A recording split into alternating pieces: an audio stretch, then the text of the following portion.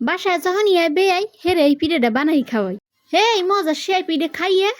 মকো বাড়িতে নিতে চাই আরো একখান গুণের মাইয়ে এইদিকে মুই বেগুন মাইয়ে সে পিঠে বানাই যাইয়া হি আর জাতমান কেমনে মার্গে দিলাম আমরা দেখেন একটু চাইয়ে লন মুই দেখাই কেমনে বানা সে আমি চুলে প্যান একটা বয় এই ভিতর পানি দিলাম 4 কাপ দিয়ে দিলাম এই ভিতর আধা চামচ নুন আর আধা চামচ গরম মশলা গুঁড়া এই দিলে পিঠে একসের গন্ধে মৌমু হরবে পুরা এই এরপর 5 মিনিট ওই পানির টক বাবাই ফুটাইয়া ভিতরে 1 গামলা চাউলের গুঁড়ি দিলাম দিয়ে এরপর গোড়াটা দিয়ে হরা দিয়ে ডাকিয়ে এরম দিলাম থুইয়ে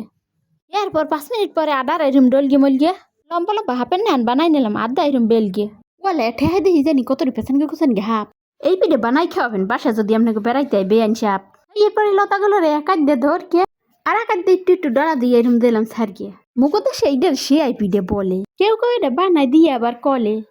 তা মোরা ভাই কোনো রকম কল ছাড়া আদা কত সুন্দর কাটতে লাগছে এই দেখে মোরা আবার একটু শিয়াই কাটার শখ জাগছে এইবার মুই শিয়াই কাটতে গেলাম কিচ্ছু না পাই হ্যাঁ সেটা পাইলে এই বুট করে নিলাম আফাই দেখি আদা শিয়াই কাটি কি সুন্দর হর গিয়া ও কি মোটা দিয়ে হক লাতে যায় দলা পাহাইয়ে বর্গে থাক বাপ মোরা শিয়াই বানা লাগবে না সকল যদি নষ্ট হয়ে গিয়ে হেলাই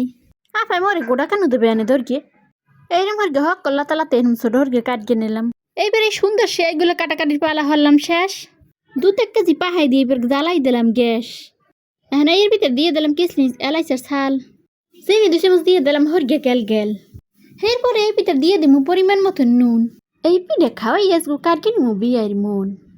এখন মিনিট 10 দুধের এরকম ভালো হরগে জ্বালাই নিয়ে এই পরে এর মধ্যে দিয়ে দিমু শিয়াই পিঠে দিয়ে শিয়াই দিয়ে আবার কুতকুন ভালো হরগে লার্গেসের এরকম জ্বালামু এবার একটু জোলা গুড় দিয়ে দেবো এর জন্য সুন্দর একটা কালার আর মিষ্টি মিষ্টি একটা গন্ধ পামু এবার মোর সেই রান্না শেষ নিবেই দিলাম গ্যাস